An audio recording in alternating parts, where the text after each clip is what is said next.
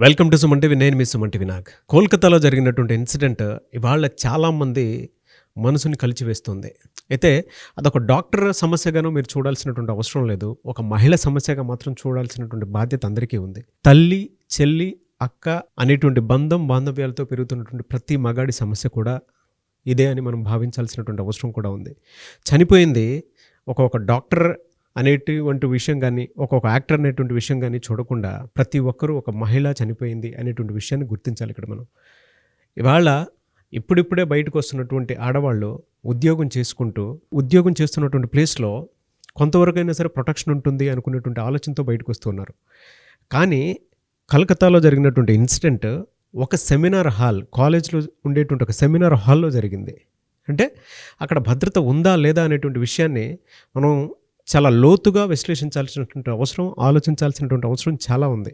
ఇవాళ ప్రతి ఒక్కరు ఈ వీడియో చూసేటువంటి వాళ్ళు వీడియో పూర్తిగా చూసి అందరికీ షేర్ చేయండి. ఇది మన అందరి సమస్య. ఎందుకంటే ఉద్యోగం చేసేటువంటి ప్లేసుల్లోనే భద్రత లేదు అనంటే, మనం ఇళ్లలో నుంచి ఆడపిల్లని బయటికి పంపించాలి అనంటే ఎంత ఆలోచించాల్సినటువంటి అవసరం ఉందో ప్రతి ఒక్కరూ ఇక్కడ గమనించాలి. అండ్ ఇంకొకటి, సెమినార్ హాల్లోనే జరిగింది. రేపు కాలేజ్, స్కూల్ అటువంటి ప్లేసుల్లో కూడా జరిగే అవకాశం కూడా ఉంటుంది. ఎందుకు ఇటువంటి విషయాన్ని మనం చిన్నగా చూడాలి?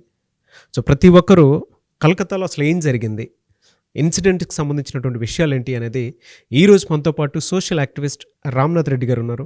సో ఆయన మాటల్లోనే అడిగి తెలుసుకుందాము. నమస్కారం రామ్నాథ్ రెడ్డి గారు. నమస్తే రాజు. సార్, జనరల్గా ఈ ఇన్సిడెంట్ అతి జుగుప్సాకరం, వినటానికి కూడా భయంకరంగా ఉంది. ఇవాళ ప్రతి ఒక్కరూ కూడా ఇది మన ఇంట్లో సమస్య అనేటువంటి విషయాన్ని గుర్తించుకొని ముందుకెళ్లాల్సినటువంటి అవసరం ఉంది. అంటే సోషల్ జస్టిస్ కోసం పరిగెత్తాల్సినటువంటి అవసరం చాలా ఉంది. కోల్కతాలో జరిగింది ఏంటి అసలు? సో ఈరోజు మనం దేశవ్యాప్తంగానే కాకుండా ప్రపంచవ్యాప్తంగా కూడా కలకత్తాలో జరిగినటువంటి ఇన్సిడెంట్ పైన మాట్లాడడం, స్పందించడం చాలామంది చూస్తున్నాం.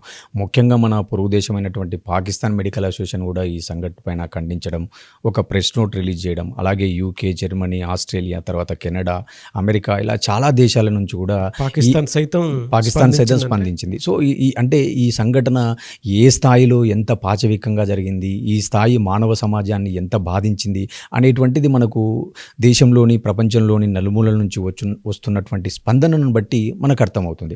అంటే నిజంగా అక్కడ ఏం జరిగింది, ఎంత స్థాయిలో అక్కడ ఆ మహిళ బాధించబడింది అనేటువంటి అంశాలను మనం చూస్తే, అక్కడ ఏంటంటే ఇప్పుడు కలకత్తాలోని ఒక మెడికల్ కాలేజీలో పోస్ట్ గ్రాడ్యుయేట్ చేస్తున్నటువంటి 31 సంవత్సరాల మహిళ, తను అక్కడ ఒక డ్యూటీలో ఉన్నారు.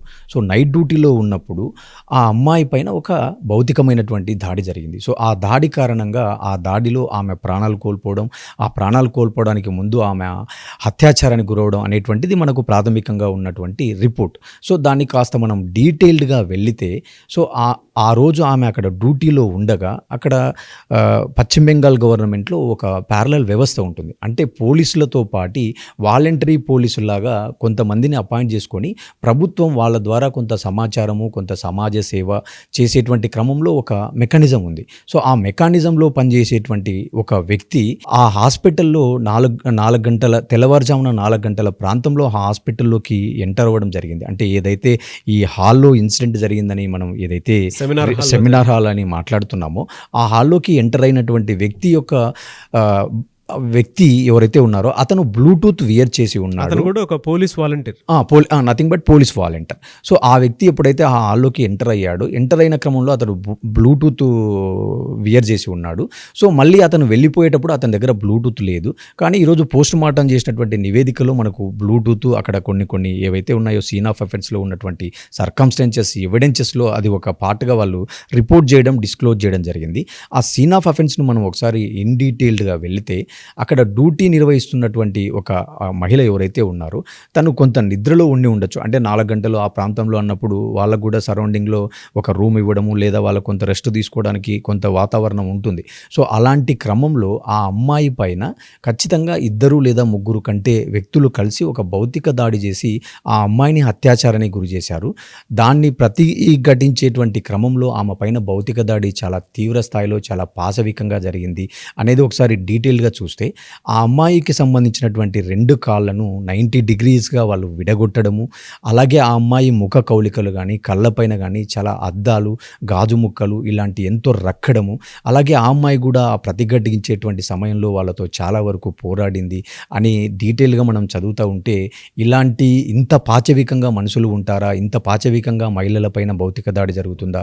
అంటే మహిళలని ఎంత ఎంత వల్నరబిలిటీకి గురవుతున్నారు. అంటే పనిచేసేటువంటి ప్రాంతాలలో, పనిచేసేటువంటి ఎక్కడైతే వుమెన్ వర్కింగ్ ప్లేస్‌లలో ఇంత ఘోరంగా వాళ్ళకు ఇన్సిడెంట్ జరుగుతుంటంటే దేశం ఎటువైపు పోతుంది? మహిళలకు రక్షణ ఎటువైపు పోతుంది? అంటే ఆ పోస్ట్ మార్టం రిపోర్ట్ చూసిన వాళ్ళకు ఎవరికీ కూడా మనసు చలించక మానదు. అంటే ఈరోజు యావత్ దేశవ్యాప్తంగా, ప్రపంచవ్యాప్తంగా స్పందన వస్తుందంటే ఆ అటాప్సీ రిపోర్ట్‌లో అక్కడ డిస్క్లోజ్ చేసినటువంటి అటాప్సీ రిపోర్ట్ అసలు ఏముంది?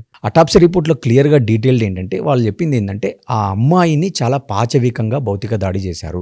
ఆ భౌతిక దాడి చేసే క్రమంలో ఫస్ట్ ఆ అమ్మాయికి సంబంధించినటువంటి కాళ్ళు ఏవైతే ఉన్నాయో ఆ 2 కాళ్ళను 90 డిగ్రీస్‌గా వాళ్ళు విడగొట్టడం జరిగింది. అంటే ఎంత పాశవికంగా ఒకసారి మీరు చూడండి, కింద పడితేనే మనకి ఏదైనా దెబ్బ తగిలితే ఎంతో ఘోరంగా మనకు పెయిన్ రావడం జరుగుతుంది. అంటే ఎంత హీనియస్ సంఘటన. అంటే ఒక మహిళ శరీరాన్ని, ఒక మహిళ బాడీని ఏ విధంగా ట్రీట్ చేశారు, ఎలా ఆమెను ఇబ్బంది పెట్టారు అనేటువంటి ఘటన తాలూకు చూస్తే భారతదేశంలో ఉన్నటువంటి పౌరుడే కాదు, యావత్ ప్రపంచంలో ఉన్నటువంటి సమాజం కూడా తలదించుకోవాల్సినటువంటి ఘటన అని మనం భావించాలి. సో ఏదైతే అటాప్సీ రిపోర్ట్‌లో వాళ్ళు ఇచ్చినటువంటి టైమ్ లైన్ ప్రకారము ఏదైతే 4 PM అతను ఎంటర్ అయ్యి మళ్ళీ 4:40, 4:50కి బయటికొచ్చారన్నట్టుగా మాట్లాడుతున్నారు. ఆ సమీపంలో ఆ టైమ్ గ్యాప్‌లో ఏం జరిగింది అనేటువంటి విషయాలు మనం చూస్తే అక్కడ 40 నిమిషాల పాటు అక్కడ ఒక యుద్ధ వాతావరణం, ఎంతో ఆ అమ్మాయిది తీవ్రతను ఎదుర్కొంది అనేటువంటిది చూస్తున్నాం. అంటే అక్కడ 3 లేదా 4 వ్యక్తులు ఆమెను బలాత్కారం చేయడం, ఆమెను కొంత రిస్ట్రిక్ట్ చేయడం, బహిరంగంగా బలాత్కారంగా ఆమె పైన దాడి చూస్తే ఆ దాడిని ఆమె ఎంత పోరాడింది, ఎంత మానసికంగా, ఫిజికల్‌గా ఎంత బాధ అనుభవించుంటుంది అనేటువంటి విషయాలు చూస్తే ఈరోజు ఆడపిల్లలకు ఎలాంటి రక్షణ ఉంది? అసలు ఆడపిల్లలను పనిచేసే చోటికి పంపించాలన్నా, ఆడపిల్లలను స్కూళ్ళకు గానీ లేదా వర్కింగ్ ప్లేస్‌లకు ఒంటరిగా పంపించాలంటే యావత్ దేశమే భయపడేలాగా ఆ సంఘటన మన కళ్ళ ముందు ఆవిష్కృతమవుతుంది. అంటే ఆ పోస్ట్ మార్టం రిపోర్ట్ ఆవిష్కరించినటువంటి విధానము, వాళ్ళు స్టెప్ బై స్టెప్ అక్కడ ఏదైతే ఇన్ డీటెయిల్ ఇచ్చారో ఆ రిపోర్ట్‌ను ఒకసారి చదివితే ఏ ఆడపిల్ల తండ్రి యొక్క హృదయం కూడా చలించక మానదు అనేటువంటి కోణంలోనే నేను ఈరోజు మీ ముందుకు రావడం జరిగింది. ఈ ఇన్సిడెంట్‌లో ప్రపంచ దేశాలు సైతం కదిలొస్తూ ఉన్నాయి. జస్టిస్ ఇంకా డిలే అవ్వడానికి కారణం ఏంటండి అసలు? అదే మన దేశంలో మనకు ఉన్నటువంటి వ్యవస్థలు, మనకు ఉన్నటువంటి పొలిటికల్ సిస్టమ్ ఏదైతే ఉందో, అంటే గతంలో నిర్భయ ఘటనలు కావచ్చు, దిశ ఘటనలు కావచ్చు, మీకు తెలుసు మన ఉమ్మడి ఆంధ్రప్రదేశ్లో కూడా వరంగల్లో ఒక ఇన్సిడెంట్ జరగడం, తర్వాత గతంలో కేసీఆర్ గారి ప్రభుత్వంలో కూడా ఇక్కడ మన శంషాబాద్, షాద్నగర్ దగ్గర ఒక ఇన్సిడెంట్ జరగడం. సో ఇలాంటి ఇన్సిడెంట్ మనం చాలా చూసాం. అలాంటప్పుడు జస్టిస్ అనేది ఎంత తొందరగా జరిగింది, ఎంత ఫాస్ట్గా వ్యవస్థలు రియాక్ట్ అయ్యాయి అనేటువంటిది కూడా మనకు ఈరోజు కళ్ళ ముందు కనపడింది గతంలో. కానీ ఈరోజు పశ్చిమ బెంగాల్ లాంటి రాష్ట్రంలో, ఒక మహిళ ముఖ్యమంత్రిగా ఉన్నటువంటి రాష్ట్రంలో, ఒక మహిళ పైన ఇంత తీవ్రమైన పాశవికమైన ఘటన జరిగినా కూడా ఎందుకు జస్టిస్ జరగడం లేదు? ఒకవైపు ప్రపంచవ్యాప్తంగా ఉన్నటువంటి అనేక దేశాలకు సంబంధించిన medical fraternity, non medical fraternity కూడా వాళ్ళు సాలిడారిటీ వ్యక్తం చేయడం, జస్టిస్ కోసం డిమాండ్ చేయడం ఒక సైడ్ కనపడుతుంటే, కానీ మన దేశంలో మాత్రం ఇన్సిడెంట్ ఎక్కడైతే జరిగిందో ఆ ప్రాంతంలో మాత్రం అక్కడ ఉన్నటువంటి మహిళా ముఖ్యమంత్రి ఆమె ఒక ధర్నా చేయడం చూస్తూ ఉంటే, అంటే ఎక్కడ లోపం ఉంది, ఎందుకు విక్టిమ్స్కు న్యాయం జరగడం లేదు అనేటువంటిది. ఈరోజు హైకోర్టు స్థాయి వరకు పోయి high court direction, high court guide lines ఇస్తే కానీ అక్కడ సిబిఐ ప్రోబ్ చేసేటువంటి పరిస్థితి లేదు. అంటే ఎందుకు ఇలా జరుగుతుంది అని ఆలోచించినప్పుడు ఇక్కడ ఒక పొలిటికల్ కోణం కనపడుతుంది, ఒక రాజకీయ వెండేటా కనపడుతుంది. అంటే ఈరోజు మమతా బెనర్జీ ఏం చేస్తుంది, ఒక ముఖ్యమంత్రిగా ఆమె అకౌంటబిలిటీ తీసుకోవాలి. ఏదైనా ఒక ఇన్సిడెంట్ జరిగినప్పుడు ఇది గవర్నమెంట్ బాధ్యత, మా మెకానిజం ఫెయిల్యూరు, మేము దీన్ని ఇన్వెస్టిగేట్ చేస్తాము, వితిన్ అవర్స్లో లేదా వితిన్ డేస్లో మనము ఎవరైతే కల్ప్రిట్స్ ఉంటారో వాళ్ళను సమాజం ముందు పెడతాము, మీడియా ముందు పెడతాము అనేటువంటి మాటలు రాకుండా ఈరోజు ఆమె కౌంటర్గా ఏం పాలిటిక్స్ చేస్తుంది.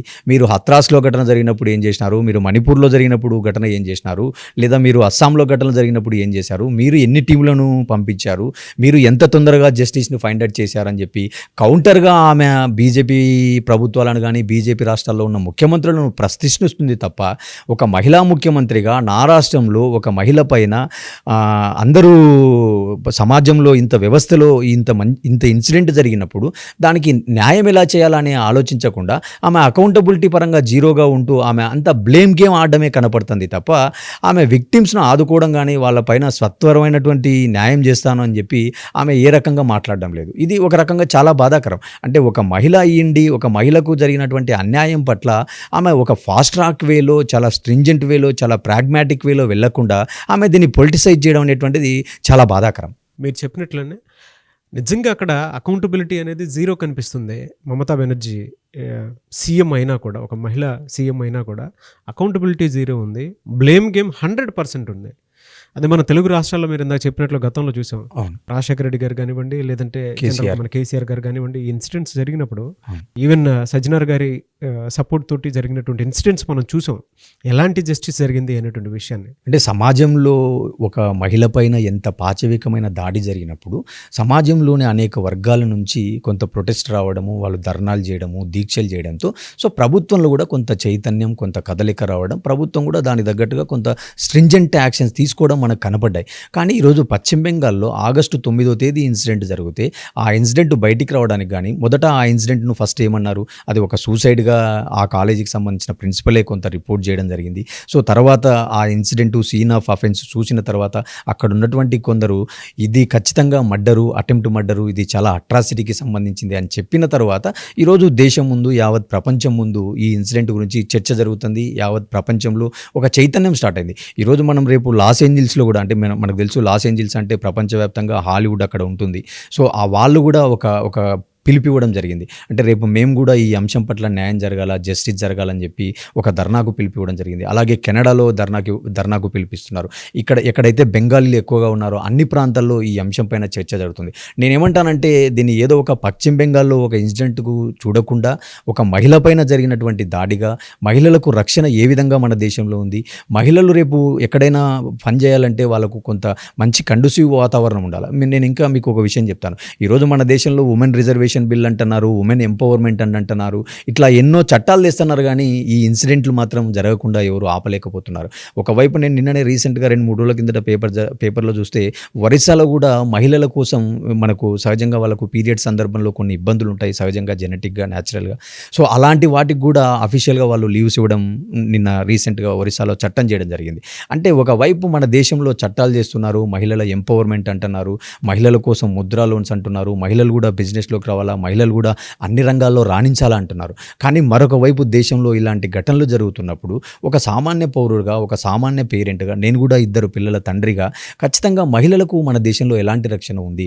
మనము మన కూతుర్ను కానీ, మన అక్కను కానీ, మన చెల్లెల్ని కానీ మనం ఎక్కడైనా ఒక సంస్థలో పనిచేయడానికి కానీ, ఒక ప్రాంతానికి పంపించాలంటే మనం కొంత డైలమాలో పడేటువంటి ఆలోచన, ఆ వాతావరణం మన దేశంలో ఉందా అనేటువంటి ఆలోచన వచ్చినప్పుడు ఖచ్చితంగా ఒక తండ్రిగా ఎవరికి కూడా ఒక భయము, ఒక ఆవగించేటువంటి వాతావరణం మన దేశంలో ఉంది. అంటే ఇలాంటి అపోహలను కానీ, ఇలాంటి భయాలను తొలగించాల్సినటువంటి బాధ్యత ప్రభుత్వాలపైన, వ్యవస్థలపైన ఉంటుంది. సో అంటే వ్యవస్థలు ఖచ్చితంగా రాజకీయాలకు అతీతంగా అన్నిటినీ పక్కన పెట్టి ఒక మహిళకు అన్యాయం జరిగినప్పుడు, మహిళలపైన ఇంత ఘోరమైన ఇన్సిడెంట్ జరిగినప్పుడు పాలిటిక్స్కు అతీతంగా వ్యవస్థల ద్వారా పనిచేసి దోషులను వ్యవస్థల ముందు పెట్టి కఠినమైనటువంటి శిక్షలు అమలు చేస్తే కానీ ఇలాంటి ఘటనలు మనం కంట్రోల్ చేయలేమనేది నా భావన. రామ్నాథ్ గారు, దీని మీద ఒక ఫాదర్గా, సోషల్ యాక్టివిస్ట్గా ఎలాంటి న్యాయం జరిగితే బాగుంటుందని కోరుకుంటున్నారు? సో ఒక తండ్రిగా లేదా ఒక పౌరునిగా మనం ఈ అంశం పైన సత్వరం న్యాయం జరగాల అనేటువంటిది ఆశిస్తాం. గతంలో కూడా మన 2 తెలుగు రాష్ట్రాల్లో మనం చూసాం. ఆ రోజు వరంగల్ ఇన్సిడెంట్ కానీ, శంషాబాద్ ఇన్సిడెంట్లో ఆ రోజు ఉన్నటువంటి ప్రభుత్వాలు, ఆ రోజు ఉన్నటువంటి ముఖ్యమంత్రులు ఎంత స్థాయిలో యాక్షన్ తీసుకోవడము, ఎంత డెసిసివ్గా వెళ్ళడము, అక్కడ ఇన్సిడెంట్ జరిగిన వెంటనే అక్కడ ఎన్కౌంటర్ క్రమంలో అధికారులకు బాధ్యతలు ఇవ్వడం, ఇలా ఒక సంఘటన మనకు ఎగ్జాంపుల్గా వాళ్ళు రోల్ మోడల్గా సెట్ చేయడం జరిగింది. సో అలాంటి సత్వర న్యాయం మిగతా రాష్ట్రాల్లో ఎందుకు జరగడం లేదు అనేటువంటి ఆలోచన కూడా ప్రజలు ఒకసారి చేయాల్సి ఉంటుంది. అలాగే ఈరోజు అక్కడ జరిగినటువంటి ఇన్సిడెంట్ ఒక మెడికల్ కాలేజీలో ఒక హాల్లో జరగడం జరిగింది. అంటే రేపు ఎక్కడైనా ఒక మాల్కి వెళ్ళినా లేదా ఒక స్కూల్లో కానీ ఎక్కడైనా కూడా జరిగేటువంటి అవకాశాలు ఉన్నాయి. కాబట్టి ఈ అంశం పైన ప్రజల్లో కానీ, మహిళల్లో కానీ, కుటుంబాల్లో కానీ చర్చ జరగాల, అవగాహన రావాలా, ప్రజల్లో కూడా చైతన్యం పెరగాల, పిల్లల్లో కూడా చైతన్యం పెరగాల. అంటే ఎలాంటి చట్టాలు ఉన్నాయి, మహిళలకు ఏదైనా ఒక ఇబ్బందికరమైన వచ్చినప్పుడు ఇన్సిడెంట్ రిపోర్ట్ రిపోర్ట్‌గా మనం ఎవరిని సంప్రదించాలా? సో, ఇలాంటి అంశాలపైన బలమైనటువంటి చట్టాలు, బలమైనటువంటి అవగాహన జరగాల అనేటువంటిది నా భావన. అలాగే ఈరోజు కలకత్తాలో జరిగినటువంటి అమ్మాయి కుటుంబానికి న్యాయం జరగాలంటే దేశవ్యాప్తంగా ఉన్నటువంటి ప్రజలు గాని, పౌరులు గాని అందరూ గూడా సోషల్ జస్టిస్ ఫర్ మెడికో అని జెప్పి ట్యాగ్ జేసి, ఈ ప్రచారాన్ని విస్తృతం చేసి, ప్రభుత్వంలో ఒక చలనం జరిగి సత్వర న్యాయం చేయాలి. అంటే సత్వర న్యాయం అంటే మనకున్నటువంటి వ్యవస్థల ద్వారా ఒక మంచి టీమ్స్ ఏర్పాటు చేసి, సాంకేతికతను ఉపయోగించి, ఎవరైతే అక్కడ అక్యూజ్డ్ ఉన్నారో, ఎవరైతే ఈ ఇన్సిడెంట్‌లో కల్ప్రిట్స్ ఉన్నారో వాళ్ళను ప్రజల ముందు న్యాయస్థానం ముందు పెట్టి, వాళ్ళకు కఠినమైనటువంటి ఉరిశిక్ష లేదా అంతకంటే ఎక్కువ శిక్షలను అమలు చేయాలా అనేటువంటిది నా భావన. నిజమండి. అంటే ఇవాళ మీరు చెప్పిన దాని ప్రకారం ప్రపంచ దేశాలు సైతం కదిలొచ్చి దీని మీద మాట్లాడుతూ ఉన్నారు. అంటే ఒక విమెన్ ఎంతటి ప్రాబ్లమ్స్‌ని ఫేస్ చేస్తుందో బయటకు వచ్చేటప్పుడు అనేటువంటి విషయం గుర్తించడానికి, చెప్పడానికి ఇంతకంటే బెస్ట్ ఎగ్జాంపుల్ ఇంకొకటి ఉండదేమో. పబ్‌లోను, పార్క్‌లోను లేదంటే ఇంకెక్కడో జరగలేదు. ఒక్కొక్క కాలేజీలో ఒక సెమినార్ హాల్‌లో జరిగింది. పని చేయడానికి వెళ్ళినటువంటి ప్లేస్‌లోనే అంటే ఆఫీస్‌లోనే జనరల్‌గా సెక్యూరిటీ లేదు అనంటే ఎంత పెద్ద అంశమో లోతుగా ఒక మహిళ పాయింట్ ఆఫ్ వ్యూ నుంచి చూసేటప్పుడు చాలా విషయాలు ఇందులో చాలా కోణాలు మనకు కనిపిస్తుంటాయి. ఒక తండ్రిగా మీరు మాట్లాడినటువంటి మాటలు, మీరు ఇందాక ఒక మాట అన్నారు, సోషల్ జస్టిస్ కోసం అని చెప్పేసి మనం ఫైట్ చేయాలి అని అంటే అక్కడ పొలిటికల్ వెండేటాన్ని పక్కన పెట్టి ఉమెనే సీఎంగా ఉన్నటువంటి రాష్ట్రంలో ఇలాంటిది ఒకటి జరిగింది అని అంటే ఇక్కడ కొంత మోడల్గా తీసుకోవాల్సిన, మన తెలుగు రాష్ట్రాల్లో మోడల్గా తీసుకోవాల్సినటువంటి ఎగ్జాంపుల్ కూడా గుర్తు చేశారు. అండ్ తెలుగు రాష్ట్రాల్లో ఉండేటువంటి సీఎంలు కూడా స్పందించాలని మాత్రం కోరుకోవాలి. అండ్ ఇవాళ ఇది ప్రతి ఇంట్లో సమస్య. అండ్ ప్రతి ఒక్కరూ పిల్లల్ని స్కూల్కి, కాలేజెస్కి, ఆఫీసులకి పంపిస్తూ ఉంటారు. సో ఈ ఇన్సిడెంట్ చూసిన తర్వాత నిజంగానే భయపడతారు. సోషల్ జస్టిస్ మాత్రం ఇమీడియట్లీ జరగాలని చెప్పేసి కోరుకుందాము. సుమన్ టీవీలో మీ పర్సనల్ అండ్ బిజినెస్ ప్రమోషన్స్ కోసం కింది నెంబర్కి కాంటాక్ట్ చేయండి.